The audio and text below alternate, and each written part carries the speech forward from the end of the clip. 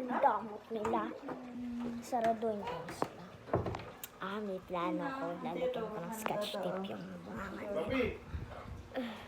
Pero kay Macy lang. Macy, open the door quickly. Ano ba, Ate Macy? Ano ba, Ate Macy? Aray! Aray! Ate!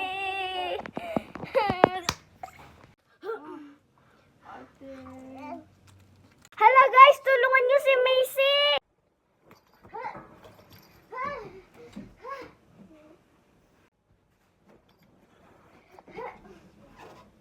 Papunta na ako dyan, Macy! Ako naman nga nakikita sa'yo kasi dati tayong magkaaway. Humanda ka na. Tulong! Squad!